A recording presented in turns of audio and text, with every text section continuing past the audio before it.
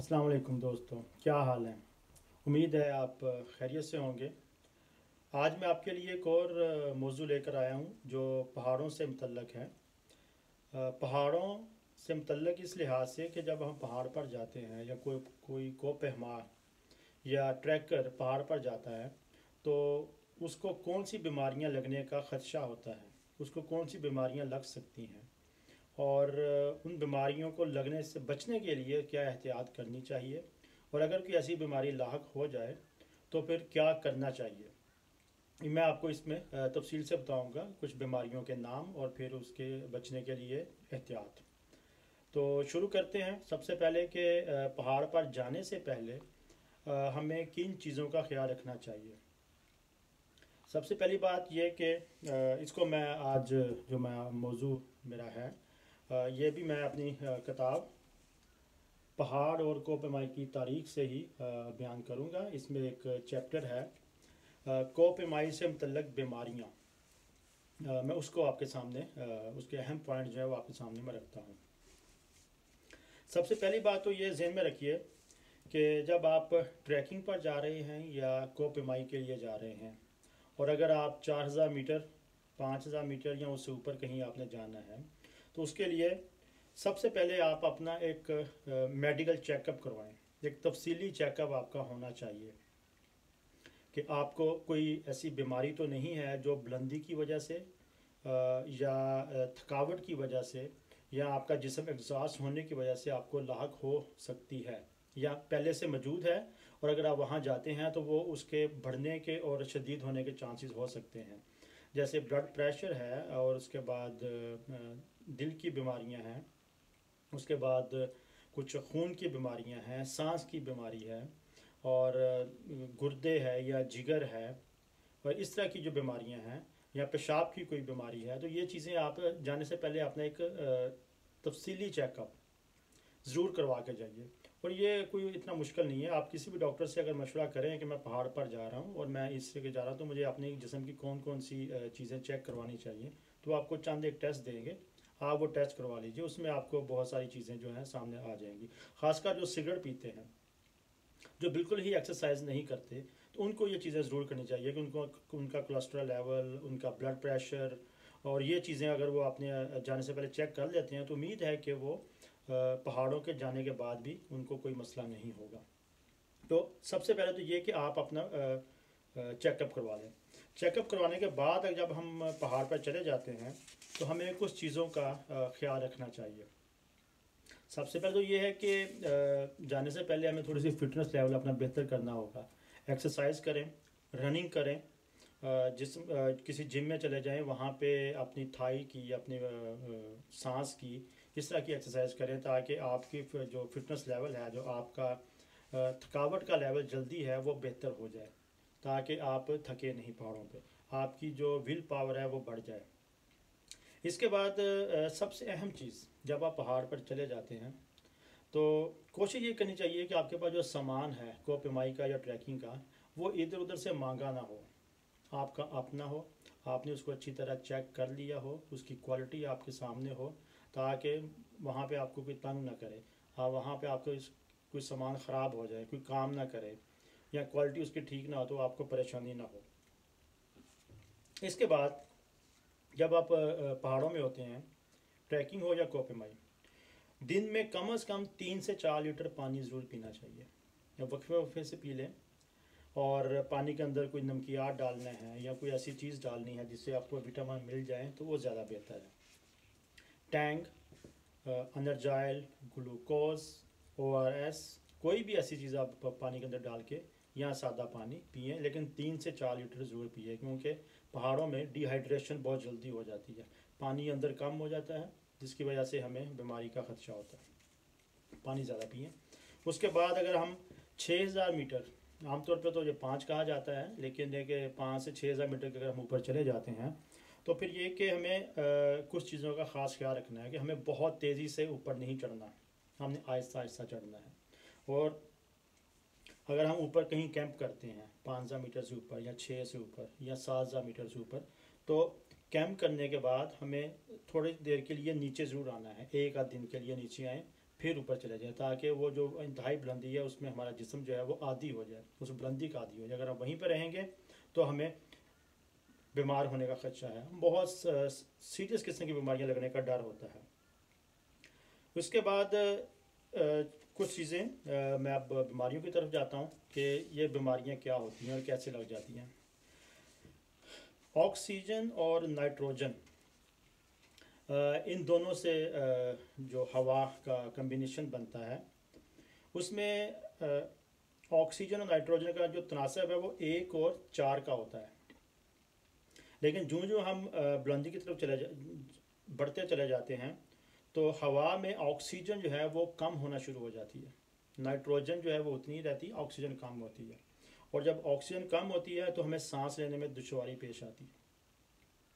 اور تھوڑی سی مشقت سے ہماری سانس اکھڑ جاتی ہے، ہم تھک جاتے ہیں، ہم رک جاتے ہیں، اور اگر سانس جلدی ہماری بحال نہ ہو تو ہمارا جو سسٹم ہے وہ ڈسٹرب ہونا شروع ہو جاتا ہے۔ تو یہ ایک قدرتی چیز ہے، اس کا کوئی حل نہیں ہے۔ اس کا بہترین حل یہی ہے کہ آپ اس مسئلے کو بہتر طریقے سے نپٹنے کے لیے اپنی ایکسرسائز بہتر کریں گے، تو پھر ہم جو 10 قدم کے بعد تھکنا شروع ہو جائیں گے، اس کی بجائے ہم زیادہ دیر تک چل سکیں گے۔ اور اگر ہم کسی بلندی پہ جاتے ہیں تو بجائے اس کے کہ ہم ایک دن میں ہی وہاں بیمار ہو جائیں، تو ہم ہو سکتا ہے کہ زیادہ دیر وہاں پہ سروائیو کر سکیں۔ تو یہ صحت اور ایکسرسائز یہ بہت ضروری ہے۔ اور اس کے بعد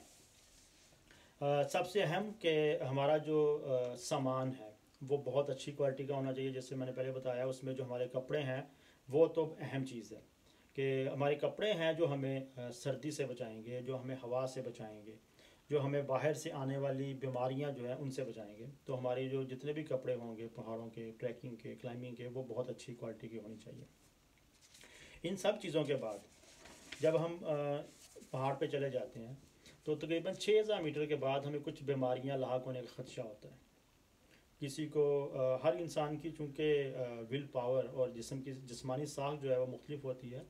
تو یہ 6000 میٹر پہ بھی ہو سکتی ہیں، کسی کو 7 پر ہو جاتی ہیں، کسی کو 8 پر ہو جاتی ہیں، 8000 میٹر، اور کسی کو نہیں بھی ہوتی یا بہت معمولی ہوتی ہیں۔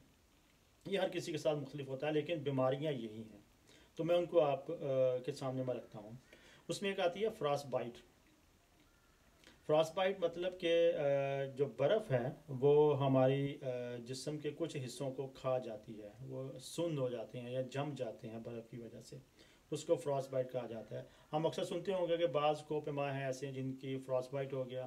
اور ان کے ہاتھ اور پاؤں کی انگلیوں کو کاٹنا پڑا، تو یہ اصل میں فراس بائٹ ہوتا ہے۔ یہ جب سردی بہت زیادہ ہو اور برفانی ہوا چل رہی ہو تو ہمارے جسم کے وہ حصے جو کھلے ہوتے ہیں، مثلا ہاتھ کی انگلیاں اور پاؤں، جو ہمارے گردش، جو جسم کی جو گردش ہے خون کی، اس سے بہت دور ہے وہ، اور اس کے بعد ناک، اور ناک کی یہ لو ہوتی ہے، ناک کی چونچ اور یہ لو، یہ چیزیں جلدی فراس بائٹ کے نشانے پہ آ جاتی ہیں۔ اچھا، فراس بائٹ دو طرح کا ہوتا ہے، ایک تو ہوتا ہے سطحی فراس بائٹ جس کو ہم معمولی سا کہہ سکتے ہیں، ایک بہت گہرا یعنی شدید ہوتا ہے۔ اس میں یہ ہوتا ہے کہ سب سے پہلے تو ہمارا جسم کا جہاں پہ بھی یہ اثر ہو رہا ہے تو یہ سبزی مائل اور زرد ہونا شروع ہو جاتا ہے۔ شروع میں معمولی درد محسوس ہوتی ہے، کچھ دیر بعد یہ حصہ بے حس ہو جاتا ہے، اور اگر ہم اس کو دبائیں، یہ اوپر سے ہمیں سخت اور نیچے سے بہت نرم محسوس ہوتا ہے، اور یہ پھر بڑھتا چلا جاتا ہے، یہ کم نہیں ہوتا۔ تو اس کا یہ کہ سب سے پہلے تو اگر ایسا چیز ہو جائے تو ہمیں فوراً جس بلندی پہ ہم ہیں اس بلندی سے ہمیں فوراً نیچے آنا ہوگا۔ مزید ہم نے آگے جانے کا سفر یا وہاں رکنے کا جو پلان ہے وہ ہم نے کینسل کرنا ہے، اور ہم نے فوراً نیچے کی طرف آنا ہے، تاکہ ہم جو فراس بائٹ کا ہمارے پر حملہ ہوا ہے وہ مزید بڑھ نہ جائے، وہ کم ہو جائے اور وہ ختم ہو جائے۔ تو ہم نے فوراً نیچے کی طرف آنا ہے، تو بلندی سے نیچے آنا ہے۔ اس کا فوری علاج یہی ہے کہ گرم پانی لیں جس کا درجہ حرارت 40 سے 45 سینٹی گریڈ کے درمیان ہو، اور جہاں جو بھی ہمارا حصہ فراس بائٹ کا شکار ہوا ہے اس کو ہم پانی کے اندر ڈال دیں، اور اس کو پانی میں ڈبوئے رکھیں اور اس کی ہلکی ہلکی ٹکور کریں، پھر پانی دوبارہ گرم کریں، پھر اس کے اندر ڈالیں، اس عمل کو بار بار کریں۔ اگر ہمارا جس حصے پہ ہمارا یہ اثر ہوا ہے تو اس کو فوراً گرم کپڑوں میں لپیٹ دیں. اس کے بعد گرم مشروب استعمال کریں. اس سے وقتی طور پر جو اس کی شدت ہے وہ کم ہو جائے گی اور وہ بڑھنا ختم ہو جائے گا. اس کا فوراً علاج یہی ہے کہ پٹی باندھیں اس کے اوپر, اس کو صاف کریں, پسینہ نہ آنے دیں اس کے اوپر, اور اس کو تیز ہوا یا ٹھنڈی ہوا نہ لگنے دیں اس کو, اور فوراً نیچے آ جائیں. اور جب ہم نیچے آ جاتے ہیں تو ڈاکٹر اس حصے کو فوراً کاٹتے نہیں ہیں. وہ کچھ دن تک اس کا انتظار کرتے ہیں کہ اچھی طرح دیکھ لیا جائے کہ یہ کہاں کہاں اثر کیا ہے, تاکہ جو تندرست حصہ ہے کہیں غلطی سے وہ بھی نہ کاٹ دیا جائے. تو وہ بچانے کی کوشش کرتے ہیں کہ زیادہ سے زیادہ جو حصہ بچا لیا جائے, اور باقی جو بالکل ڈیڈ ہو چکا ہوتا ہے جسم کا حصہ اس کو پھر کاٹنا پڑتا ہے, اور وہ کاٹ دیا جاتا ہے. اس کے بعد ایک اور بیماری ہے ایکیوٹ ماؤنٹین سکنس, جس کو ایمس کہا جاتا ہے. یہ بیماری عام طور پہ 4000 میٹر یا 5000 میٹر سے اوپر شروع ہو جاتی ہے, اور ہر جسم میں یہ مختلف بلندی پر یہ سامنے آتی ہے, اور ہر کسی میں اس کی علامات بھی مختلف ہوتی ہیں. اور یہ کہنا مشکل ہے کہ یہ کس بلندی پر اور کیسی علامات کے ساتھ سامنے آئے گی, لیکن یہ ہے کہ سگریٹ پینے والے جو لوگ ہیں وہ اگر اس بلندی پہ جائیں تو ان پہ زیادہ حملہ آور ہونے کا خدشہ ہوتا ہے. اس میں سر درد ہوتا ہے, سانس اکھڑنا شروع ہو جاتی ہے, بھوک کی کمی, بے خوابی, متلی, وومٹنگ آنا, یہ چیزیں سامنے آتی ہیں. اگر آپ کو ایسی کوئی بیماری یا ایسی کوئی علامت سامنے آئے تو فوراً یہ سمجھا جائے کہ یہ ایکیوٹ ماؤنٹین سکنس کا اس کا کوئی نہ کوئی حملہ ہے, یا اس کا کوئی نہ کوئی آثار سامنے آ رہے ہیں. تو سب سے پہلی بات یہ کہ اس میں عام طور پہ معمولی دوائیں جیسے اسپرین, پیراسیٹامول, ایویون وغیرہ جو ہیں یہ کھانی چاہیے. اور اگر یہ تھوڑی سی شدید ہو رہی ہے تو ڈایاموکس جو ہے وہ اس کے لیے بہترین دوائی ہے. اور علاج پھر وہی کہ فوراً نیچے آ جائیں. اگر ہم نیچے نہیں آتے تو یہ بیماری بڑھے گی اور یہ جان لیوا بھی ثابت ہو سکتی ہے. اس کے بعد ایک اور بیماری سیریبرل اوڈیما. یہ بیماری انتہائی بلندی پر ہوتی ہے, جس میں شروع میں یہ نزلہ زکام سے ظاہر ہو سکتی ہے کہ اگر نزلہ اور زکام ہو گیا یا ناک خراب ہو گیا, ناک سے بار بار پانی بہہ رہا ہے, تو اس کی وجہ سے انسان کے دماغ میں پانی جمنا شروع ہو جاتا ہے. اور اگر یہ انسان کے دماغ میں پانی جمنا شروع ہو جائے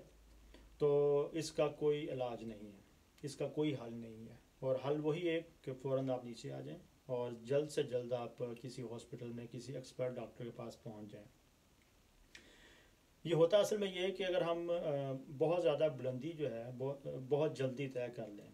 جیسے کہ ہمیں اگر ہم 5000 میٹر پر ہیں تو ہم نے 6000 تک جانا ہے, تو ہم وہ فوراً وہاں 6000 پہ چلے جائیں, اور 6000 پہ آرام کرنے کے بجائے پھر ہم اگلے دن 7 پر چلے جاتے ہیں اور 8 پر چلے جاتے ہیں. یہ بالکل غلط طریقہ ہے. جب آپ جس بھی بلندی پر جائیں وہاں پہ ایک دن قیام کرنے کے بعد پھر واپس پچھلی بلندی پر آئیں جہاں سے ہم نے شروع کیا تھا. جیسے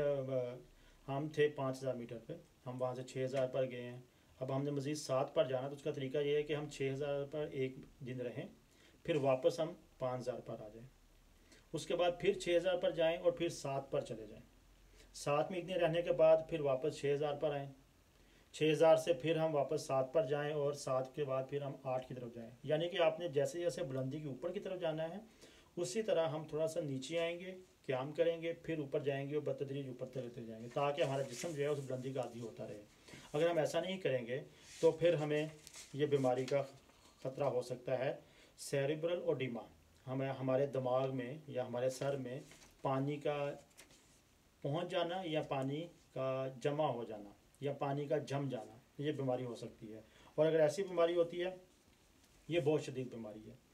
اس میں کیا ہوتا ہے کہ ہمارا ذہنی اور جسمانی توازن بری طرح متاثر ہوتا ہے, سانس لینے میں دشواری آتی ہے, ہمیں بے ہوشی کی کیفیت مل جاتی ہے, ہر وقت غنودگی سی رہتی ہے, ہونٹ نیلے ہو جائیں گے, کھانسی لگاتار رہے گی, اور رنگ دار خون کی طرح سے ہمیں بلغم آنا شروع ہو جائے گی، خون کا دباؤ گر جاتا ہے، چھاتی میں گڑگڑاہٹ کی آواز آتی ہے، اور اگر یہ علامتیں سامنے آ جائیں یہ بہت شدید ہے اور اس میں فوری موت کا ڈر ہوتا ہے، اس لیے فوراً نیچے آ جائیں اور اس کا مناسب اور بہت اچھے طریقے سے اس کا علاج کروائیں، اور اگر علاج نہیں کروایا جاتا تو نیچے آ کے بھی اس سے بچنا مشکل ہوتا ہے۔ یہ ایک پلمنری اوڈیما ہے بیسیکلی یہ بیماری، اس میں جیسے میں بتایا کہ پہلے دماغ میں پانی جمع ہوتا ہے، اسی کی جو پلمنری اوڈیما والی قسم ہے یہ ہمارے پھیپھڑوں میں پانی جمع ہو جاتا ہے، اور پھیپھڑوں میں پانی جمع ہونے کے بعد پھر وہی بیماریاں جو ہم نے اوپر بتائی معذرت سوری، تو وہی جو میں نے علامات اوپر بتائیں وہی علامات اس میں بھی آتی ہیں کہ اگر ہمارے پھیپھڑوں میں پانی جمع ہو جائے تو سانس لینے میں تکلیف، بلغم، ہر چیز وہی آتی ہے، تو اس کا پھر یہی علاج ہے کہ ہم واپس نیچے آئیں، اس کے علاوہ اور کوئی حل نہیں ہے۔ اگلی بیماری سنو بلائنڈنس یعنی آنکھوں کا اندھا ہو جانا۔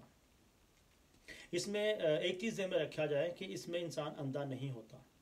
لیکن وقتی طور پر اس کا نظر آنا بند ہو جاتا ہے۔ یہ اس وقت ہوتا ہے کہ جب ہم برف میں سفر کر رہے ہوں، ہمارے ہر طرف برف ہو اور ہم نے اپنی آنکھیں جو ہیں وہ ڈکی ہوئی نہ ہوں رنگ دار یا بلیک رنگ کے چشموں سے۔